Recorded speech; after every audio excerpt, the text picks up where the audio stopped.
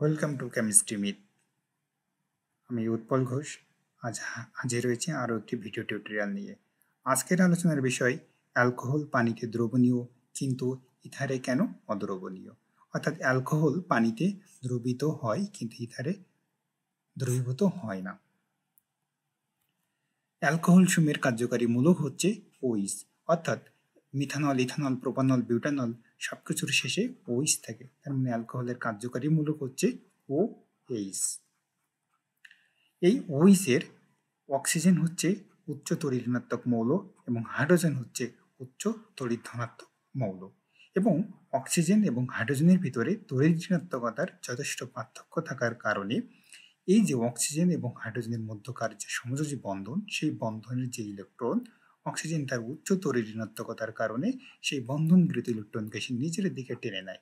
টেনে নেওয়ার ফলে অক্সিজেন তার নিজের ওপরে আংশিক ঋণাত্মক চার্জ এবং হাইড্রোজেনের ওপরে আংশিক ধনাত্মক চার্জ তৈরি হয়।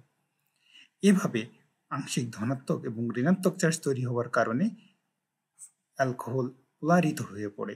তাই অ্যালকোহল একটি পোলার যৌগ। আবার পানির গঠন চিত্র যদি আমরা দেখে থাকি, তাহলে আমরা দেখব পানিতেও অক্সিজেন, হাইড্রোজেন রয়েছে। সুতরাং এখানে অক্সিজেন এবং হাইড্রোজেনের ভিতরে সেই একই রকম তড়িৎ ঋণাত্মকতার পার্থক্যের কারণে সেই বন্ধনের ইলেকট্রনকে নিজের দিকে অক্সিজেন তার উচ্চ তড়িৎ ঋণাত্মকতার কারণে টেনে নেয়, যে কারণে এখানে ঋণাত্মক চার্জ তৈরি হয় এবং হাইড্রোজেনের ওপর আংশিক ধনাত্মক চার্জ তৈরি হয়। দুই পোলারিত যৌগ যখন পাশাপাশি আসে তখন তাদের ভিতরে হাইড্রোজেন বন্ধন তৈরি হয়। অর্থাৎ দুই পোলার যৌগ যখন পাশাপাশি আসে তখন তাদের ভিতরে হাইড্রোজেন বন্ধন তৈরি হয়। এই হাইড্রোজেন বন্ধন তৈরি হওয়ার কারণে তারা দ্রবীভূত হতে পারে। এখানে পানি একটি পোলার যৌগ, আবার অ্যালকোহলও একটি পোলার যৌগ। এই দুই পোলার যৌগ পাশাপাশি আসার কারণে তারা নিজেদের ভিতরে হাইড্রোজেন বন্ধন গঠন করতে পেরেছে, যার কারণে অ্যালকোহল পানিতে দ্রবীভূত হয়েছে। কিন্তু ইথার একটি অপোলার যৌগ এবং অপোলার হওয়ার কারণে ইথার অ্যালকোহলের সাথে সংযোজী বন্ধন গঠন করতে পারে না এবং দ্রবীভূত হয় না।